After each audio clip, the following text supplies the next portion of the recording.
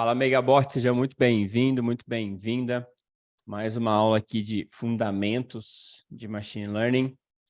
E nessa aula, a gente vai fazer uma implementação da Decision Tree na prática. Então, vamos escrever alguns códigos aqui para a gente entender como é que a Decision Tree ela funciona. Eu vou fazer isso em duas partes. A primeira parte eu vou treinar um classificador, né, usando a Decision Tree. Vou falar um pouquinho dos hiperparâmetros de controle, para a gente entender quais são os hiperparâmetros que a gente tem que olhar na hora de fazer o treinamento do algoritmo, tá? Então, vamos primeiro fazer esse algoritmo aqui, depois a gente olha para os hiperparâmetros, que acho que é a parte mais importante, na verdade. Eu vou pegar aqui um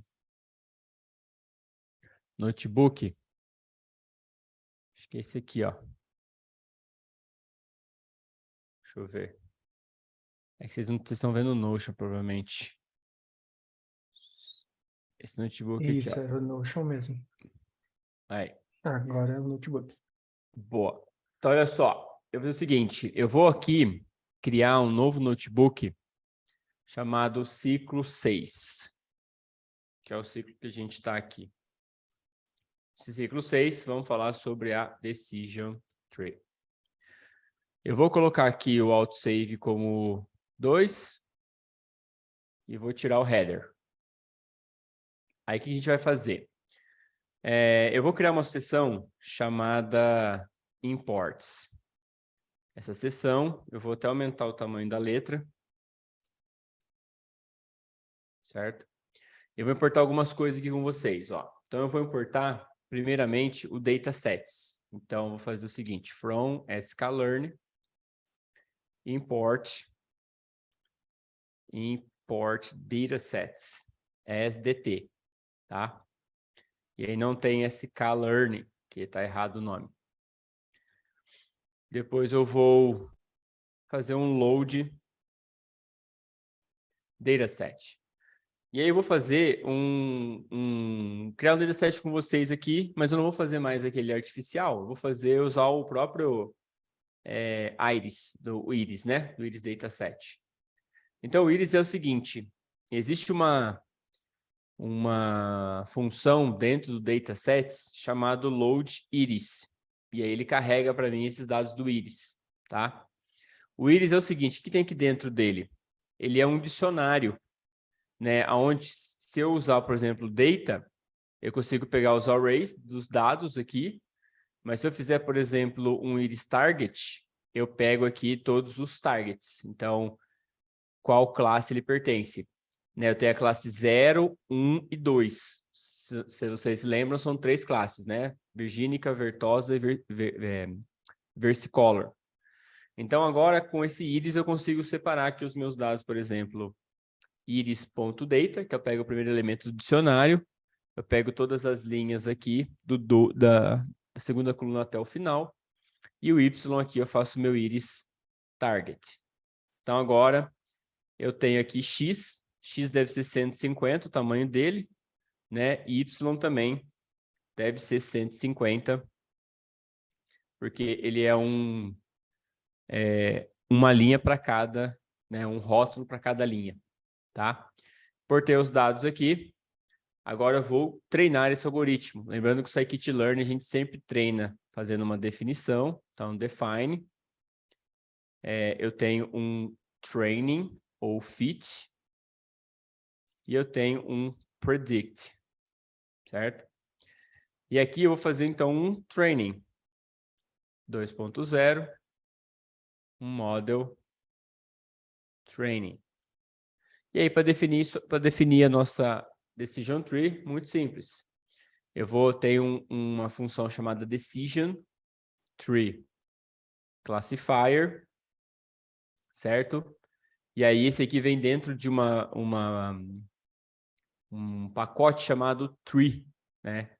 Esse tree ele vem lá do scikit-learn. Então, mais uma vez, eu peguei meu carro, dirigi até a biblioteca. Na biblioteca tem um letreiro muito grande chamado assim, scikit-learn. Aí eu entro nessa biblioteca, estaciono no meu carro, chego no balcão ali para pessoa que recebe as pessoas e fala assim, olha, eu preciso de um livro chamado Tree. E aí ela vai lá nas prateleiras, pega um livro chamado Tree, eu boto no meu carro, e aí eu não quero chamar ele de Tree, eu quero dar um apelido para ele. Esse apelido é TR. E aí eu chego em casa, eu pego esse livro do meu carro, começo a folhear ele. E aí eu olho que dentro desse livro tem uma função chamada Decision Tree. E lá dentro eu consigo entender o que a Decision Tree faz, os parâmetros e tudo mais. E para eu acessar essa função que está escrita nas páginas do livro, é só eu usar o apelido do livro aqui. Bom? E aí eu vou guardar isso aqui então dentro de Tree, CLF ou Model, né? Posso até colocar Model Tree aqui, vai. Model Tree, tá? E aí a parte de training, muito simples. Eu faço um model tree.fit e passo os meus dados aqui como X, tá? Depois, na próxima aula, para a gente falar de Precision Recall, aí eu separo em treino, teste, validação lá, né, para vocês verem. Aqui eu vou só fazer com todos os dados mesmo, tá? E aí eu tenho o Model Tree, tenho o Fit. Não vou fazer um Predict por enquanto. Aqui está faltando o Y, né? Então tem que passar o X e passar o Y. Beleza. Tem aqui a minha Decision Tree. O legal do Decision Tree é a gente ver, né, os critérios de separação. Então, como é que ele construiu a árvore. E aí é uma visualização que é legal de levar, por exemplo, para as pessoas de negócio. E as pessoas de negócio geralmente perguntam, quando a gente tem um algoritmo, né, de classificação, mas qual foi os critérios que ele usou para decidir, por exemplo. Aí você leva esse gráfico que a gente vai desenhar juntos aqui, tá? Para o time de negócio. Acho que ajuda a esclarecer como é que funciona. Para fazer ele é muito simples, ele tem uns esqueminhas aqui, mas eu vou passar para vocês, né? A primeira coisa, o primeiro esqueminha que a gente vai fazer é dentro do mesmo livro, TR ali do Tree, a gente tem uma página falando de uma função chamada Export Graph Vis, tá? Então vai exportar para mim a visualização. E aí eu tenho alguns parâmetros aqui. Primeiro eu tenho que passar qual é o modelo que eu quero exportar. Então vai ser meu model tree que está ali em cima. E ele exporta num formato de arquivo chamado .dot. Tá? É um formato binário de imagem. Então eu coloco aqui um out file, que é o nome do meu arquivo de saída. Ele vai ser um tree.dot. Tá? Então arquivo binário que representa uma imagem. E eu posso passar para ele guardar para mim, nessa imagem, o nome das colunas, que aqui é o feature names, que eu tenho que pegar dois pontos aqui. A partir do segundo elemento, pegue para mim todas as linhas, né, todos os elementos. Eu passo aqui o class name para ele guardar para mim também. Então, eu vou guardar aqui o target name. Então, ele vai guardar para mim, né, o formato binário, eu posso guardar qualquer coisa. Eu faço um rounded aqui para ele guardar para mim os valores já arredondados.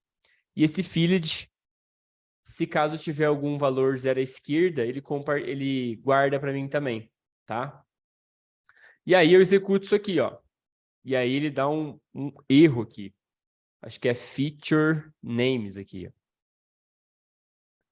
Assim. E aí não tem feature. Deixa eu ver se é feature names. É aqui, ó. Esse feature names aqui não tem, ó. É feature name. Também não. Feature name. Feature names. Então é esse aqui, ó. Aí. Feature names. Beleza? Só que aí é o seguinte, a gente vai ter aqui no arquivo, ó, se eu pedir para ele listar para mim, ele vai listar para mim aqui os arquivos que eu tenho no diretório, e aqui eu tenho um tree.dot, mas eu não consigo abrir isso aqui, porque é um .dot, ele não é um PNG. E aí eu tenho que converter isso aqui para PNG. E aí existe um comando chamado dot, onde você faz o "-t", que é o arquivo de transferência, para qual formato que você vai passar, que é o PNG. Você passa o arquivo origem, que é o tree.dot, e passa o nome do arquivo de saída, que esse aqui, esse "-o", vem de output. Então é output, assim. Aí você resume ele para O, e aí faz um tree.png, tá? Você usa essa exclamação aqui para dizer para o Looper Notebooks que é um comando de terminal. Você pode abrir o terminal e executar lá, ou você pode executar por aqui. Se caso vocês executarem no computador de vocês e der algum erro, pega o erro, joga no Google, porque tem que instalar algumas bibliotecas aqui do .dot, tá? Então, coloca lá que vai ter o esqueminha para você instalar a biblioteca do .dot, tá? Feito isso, ó, se eu listar novamente os arquivos da minha pasta, agora eu tenho um tree PNG. E aí eu consigo carregar um PNG dentro do meu notebook. Como é que eu faço isso? Eu tenho uma função chamada CV2. Essa CV2, ela vem do OpenCV. Então, o OpenCV, ele é uma biblioteca para manipulação de imagem e vídeo, tá? Tem que instalar essa biblioteca. Acho que é OpenCV, alguma coisa. Vai dar fazer sempre assim, né? Faz o código aqui e aí vai dar um erro. Aí você pega o erro e cola no Google, aí vai ter um Stack Overflow dizendo assim, olha, esse erro aqui é porque não tem essa biblioteca instalada. Para instalar, só digitar pip, não sei o que, e dar o nome lá da biblioteca. Eu não lembro de cabeça, tá? Então faz esse processo que dá certo. Depois joga lá na comunidade, me marca lá que eu ajudo. E aí esse CV2, né, de manipulação de imagem de vídeo, tem uma função chamada imRead, que é Image Read. E aí eu vou ler aqui o PNG, é o tree.png. E vou guardar isso aqui dentro de uma variável chamada img. Tá? E aí eu vou plotar isso. PLT figure, fig size, vou criar aqui um 20 por 20. Assim. Vai criar para mim um CSV2 não está importado. Acho que o CSV2 ele é direto, ele é assim, ó. Import CV2. Olha lá. Aí eu volto e não tem PLT, né? Então, from matplotlib import pyplot splt. Portou aqui. Aí eu vou lá e executo. Aí ele gerou uma figura aqui para mim, né? E aí dessa figura eu vou colocar, então, o meu arquivo image. Como é que eu faço isso? Eu venho aqui, faço um PLT show, ou imshow, na verdade. É image show e passo o meu img. E aí ele mostra para mim aqui, ó, as divisões. Tá vendo? Então você tem aqui, ó, o petal width, né? Então aqui você tem a variável petal width menor que 0.8. Aí o critério de Gini deu 0,667, tenho 150 amostras, 50 de cada uma. Né? Então eu tenho 50 setosas, 50 virgínicas e 50 versicolors. Aí eu faço a primeira divisão, fez todo aquele processo bonitinho, e aí ele pegou a primeira divisão, que aqui é o petal width menor que 1.75. Aí todo mundo que for menor vai para a esquerda, todo mundo que for maior vai para... Na verdade é o contrário, né? O primeiro é aqui, ó, petal width menor que 0.8. Então todos que forem menor que 0.8 vai para a esquerda, tudo que for maior que 0.8 vai para a direita. Na esquerda aqui, eu fiquei com 50 amostras. Dessas 50 amostras, eu tenho as 50 amostras aqui, né? E eu tenho 0 para as outras duas. Então, a minha classe está 100% aqui setosa. Então, se eu olhar o critério de Gini, ele dá 0. Por quê? Porque o Gini é o grau de impureza. Então, como ele está 100% com uma única classe, ele está 100% puro. Então, esse nó aqui da esquerda, ele está pronto. Ele já tem as 50 classes setosas. E o que é legal? O critério que separa as flores é o tamanho da pétala, é a largura da pétala. Então, qualquer flor que tiver uma pétala menor que 0,8, ela com certeza vai ser uma setosa. Por quê? Porque a árvore descobriu qual é o critério que já separa essas classes. E aí eu tenho do outro lado, então, né, todos os outros dados que têm uma largura de pétala maior que 0,8. E aí, beleza. Então, essa largura, esses outros dados são 100, né? Então, era 150. Ficou 50 de um lado, 100 do outro. Onde eu tenho 0 setosa, porque ficou todas as setosas desse lado aqui. E aí, os 50-50, metade da virgínica e metade da versicolor. E aí, o critério de Gini, ele é 50%. Por que é 50%? Isso que é legal de ver, né? Porque se eu tenho 100 pontos e eu tenho metade de uma classe, metade de outra, eu tenho 50% de impureza, né? Metade dos meus dados é de uma classe, outra metade é de outros. Então, meu critério de Gini dá bem no meio, bem 50% aqui. Aí eu faço uma nova divisão, que é usar o petal width, eu usei de novo aqui, olha só, posso usar de novo a mesma feature, só que agora com outro valor, que é menor que 1,75. Aí eu divido mais uma vez para a esquerda e para a direita, e assim eu vou fazendo, né, as subdivisões, até que se você olhar as folhas, olha as últimas folhas aqui, ó.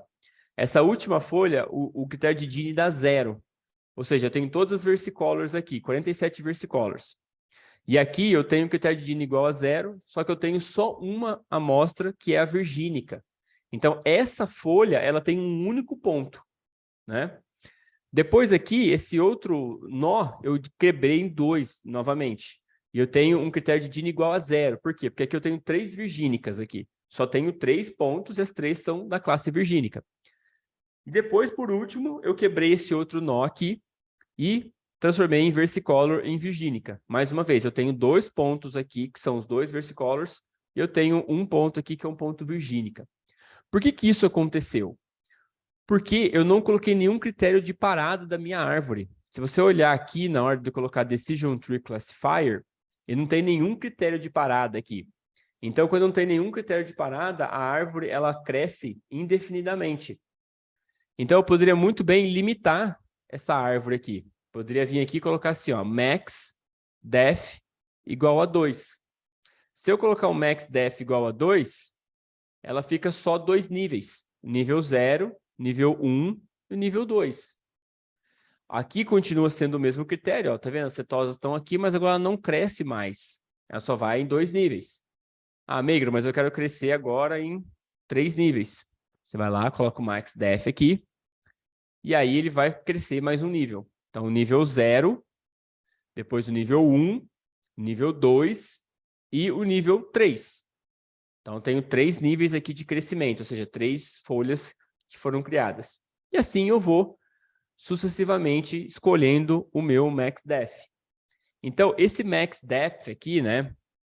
Agora a gente entra na segunda parte da aula, que é esse max def, ele é o quê? Ele é o controle do tamanho máximo de quebras da árvore, certo?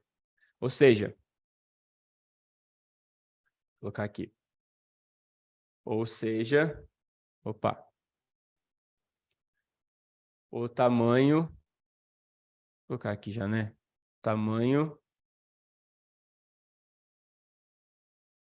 O tamanho máximo de crescimento da árvore ou a quantidade de recortes do espaço. Você pode olhar para esse lado aqui também, né? Então, esse é o max def. A gente tem que garantir o tamanho da árvore. Outro critério que ajuda a regularizar, né, a regular, a evitar o crescimento da árvore é o mean samples leaf. O que é o mean samples leaf? O número mínimo de amostras da folha, ou melhor, amostras que a folha deve ter antes de fazer uma nova separação e gerar nós filhos. Então, olha só que legal. O mean sample leaf, você diz para ele qual é o número mínimo de valores que tem que ter na folha para ele fazer uma nova quebra. Por exemplo, se eu colocar esse valor mínimo aqui muito alto, eu vou colocar, sei lá, 30 pontos. E eu coloco uma profundidade aqui de 10. Olha só. Rodei. Aí vai executar. Olha aqui, ó. Ele cresceu 3 níveis. Nível 0, 1 e o 2. Por que ele cresceu 3 níveis? Mas eu mandei ele crescer 10. Porque o critério de mínimo sample leaves, ou seja, número mínimo para ele fazer uma nova divisão é 30. Se eu olhar os últimos nós aqui que eu gerei, né, um é 54 e o outro é 46. Então, eu deveria ter no mínimo 30. É estranho, né? Devia ter feito a quebra, então, não? O mínimo samples leaf é 30. Então, eu tenho que ter pelo menos 30 Porque aí valores o próximo nível não dava para ter 30, né? Tinha que ter 60 nesse, pelo menos para o próximo ter 30 cada, né? Será, Ana? Eu achei que ele olhava para o número que já tem 54. Beleza, ele pediu 30, eu vou fazer uma nova divisão. E aí a nova divisão vai gerar, tipo, sei lá, 25 em cada. Aí é menor que 30. Aí eu pararia, entendeu? Uma boa. Vamos olhar aqui, ó. Min samples leaf. Decision tree. Vocês têm essa resposta aqui, ó. O mínimo número de amostras requerida para splitar o nó interno, enquanto o mínimo samples leaf específico mínimo número de amostras requeridas para ser o leaf node. Vamos olhar aqui no documentação. Aqui, ó. Mínimo sample leaf. O número mínimo de amostras requeridas para estar... Ah, é isso mesmo, Ana. O número mínimo de amostras, ou seja, na próxima folha, eu tenho que ter no mínimo 30. E aí, se ele quebrasse aqui, dava menos de 30 em cada uma das folhas. Né? Aí, por isso que ele não prosseguiu. Porque aqui é o parâmetro, ele é o número mínimo de amostras que a folha deve ter, né? Para poder fazer separação. E a próxima vai ter menos que 30. Então, por isso que não rolou, você tem razão. Se fosse mínimo samples split, o parâmetro, aí ele faria mais um ainda. Né? Vamos ver. É verdade, ó. Aí ele só parou quando chegou aqui, né? O Gini deu 100%, mas todos eles aqui, se eu colocar um número maior. Vou colocar uns 80. Aí. Né? Ele tinha que ter minimamente 80 para fazer um split. Tem 54 e 46, então ele não cresceu, a árvore não cresceu. Beleza, isso mesmo. Então eu vou colocar aqui, ó. Mínimo sample split. Então é o número mínimo de amostras que a folha deve ter para fazer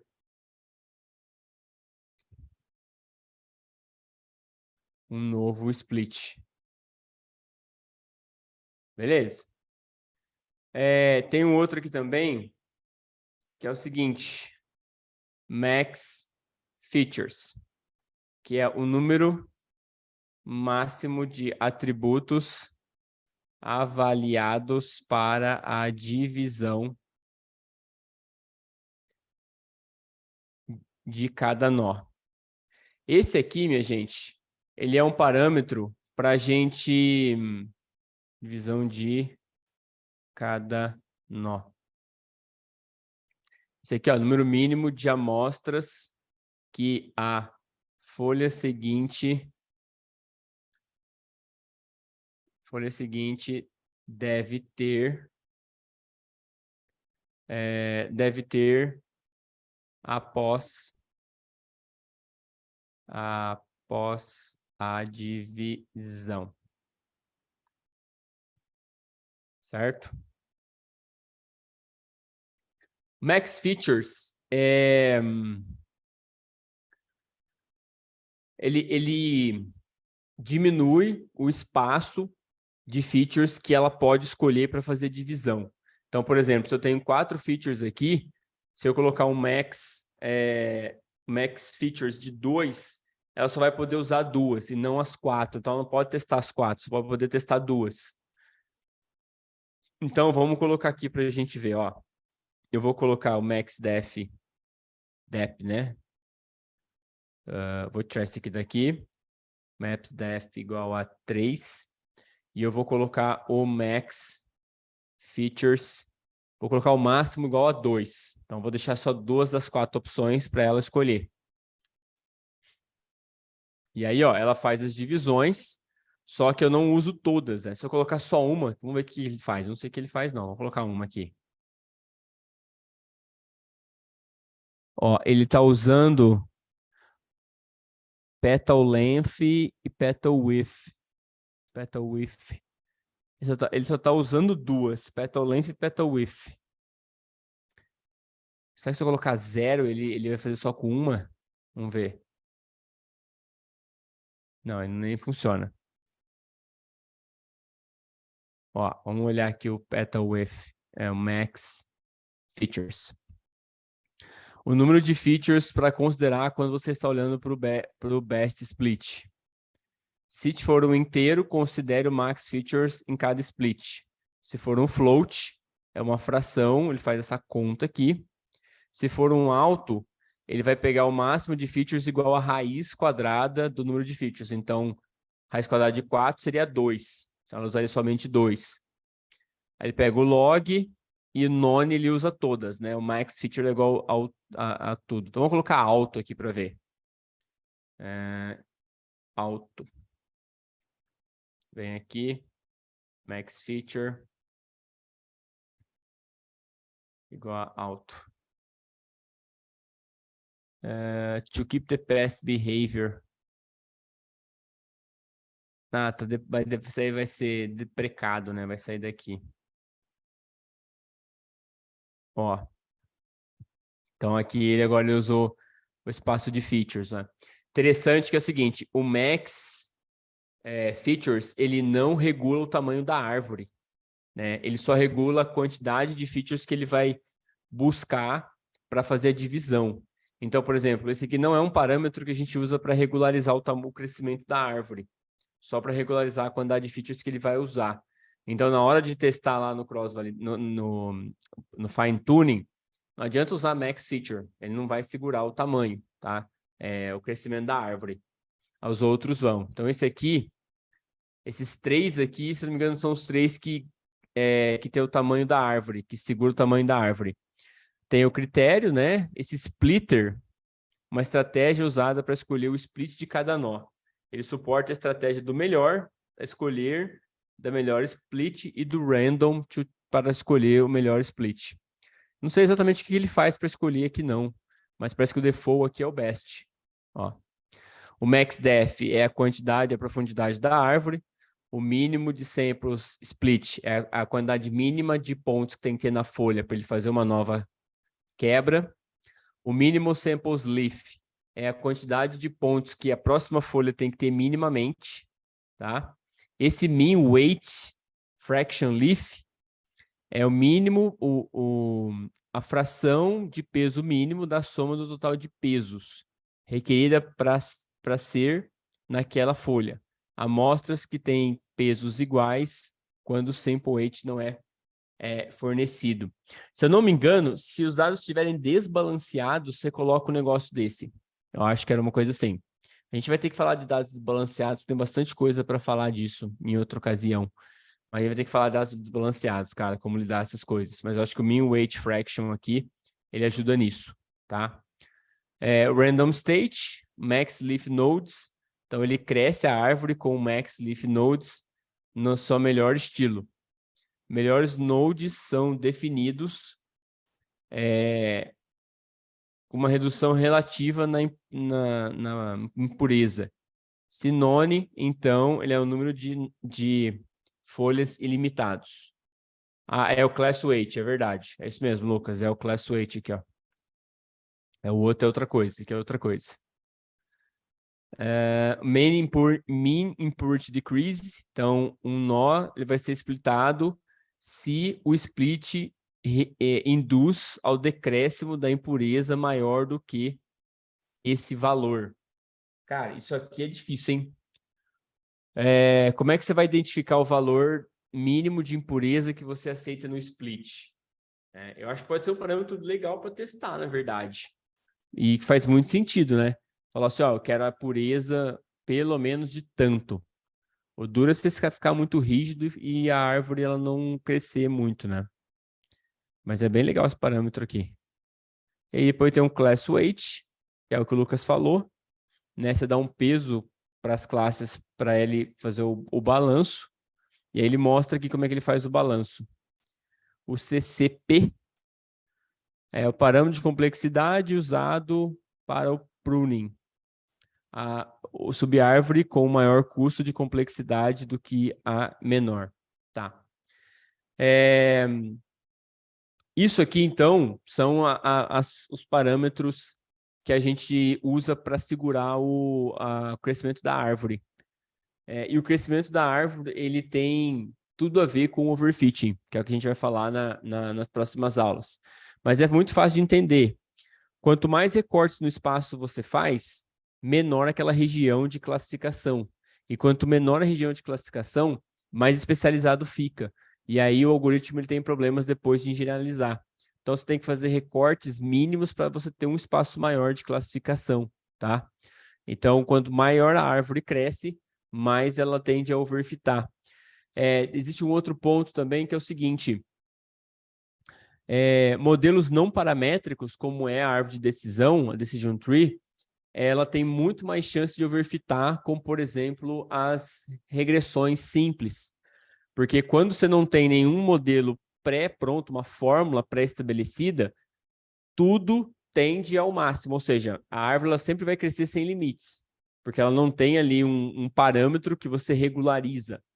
Então, modelos não paramétricos, aqueles que não têm uma fórmula pré-pronta, eles tendem a overfitar mais, né? Eles tendem a um overfit mais rápido. Então, a gente tem que segurar esse overfitting através dos parâmetros do algoritmo, que no caso aqui da árvore é o tamanho que ela cresce. Porque lembra que quanto mais níveis a árvore tem, né? Quanto mais ela cresce, mais recortes no espaço ela faz. Ou seja, aqueles cortes que a gente viu, mais deles existem. E quando você tem uns recortes muitos recortes, a região de classificação ela fica pequena a ponto de se especializar, né? Então, você somente vai classificar aquela região se um ponto ele tem que cair bem ali, né? Ele tem que ser exatamente igual ao ponto que está ali também. Só que isso é muito específico, e quanto mais específico for, mais difícil o ponto cair ali. Aí, quando o algoritmo ele é posto com dados que ele nunca viu, dificilmente vai cair um ponto ali e vai cair em outros lugares, então ele vai cometer muitos erros, e aí ele caracteriza como um overfitting. Então, em regras gerais da Decision Tree é o seguinte: todos os parâmetros que começam com min aqui, min sample, né, min samples leaf, min weight fraction, todos esses parâmetros aqui, quando você aumenta o valor deles, você segura o crescimento da árvore. Então, se eu aumentar a quantidade mínima necessária para haver o próximo ponto na folha, eu estou segurando o crescimento dela. E o contrário também é verdadeiro. Todos os que tiverem max aqui, né? O max feature, o max def, sempre quando você colocar valores pequenos para os máximos, ele também vai segurar o crescimento da árvore e reduzir o overfitting. Então, é sempre assim, se você aumentar os valores que começam dos parâmetros que começam com mínimo e você diminuir os valores dos parâmetros que começam com máximo, ele segura o crescimento da árvore. Certo? Então, aí são esses hiperparâmetros que a gente tem que testar. Basicamente, esses aqui que eu escrevi que são os mais importantes, tirando esse max feature aqui que não é, tá? Importante. E eu acho que esse valor aqui vale a pena testar também, ó. Tanto o max leaf nodes quanto o min port decrease. Acho que vale a pena muito testar esses aqui para criar os valores. Deixa eu colocar esse aqui também. Min port decrease. Então, na hora de fazer a definição dos melhores parâmetros, o fine tuning, seria legal testar mais ou menos esses aqui, ó, esses 4. Pelo menos esses 3, tá? O max sample leaf e o split, eles são mais ou menos parecidos, né, cara? Então, talvez o max def, um desses dois aqui e esses outros dois, cara, é obrigatório fazer no fine tuning para encontrar os valores, tá?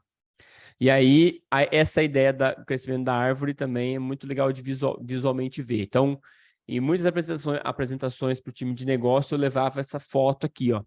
E as pessoas ficavam, assim, encantadas com esse negócio. Do tipo, como que o algoritmo encontrava as divisões e como ele é aberto, né? Você consegue ver quais foram os critérios que ele usou para fazer as divisões. O time de negócio, cara, eles ficam impressionados com isso aqui e ajuda, né, na hora de apresentar também. Então, usem isso. Certo, minha gente?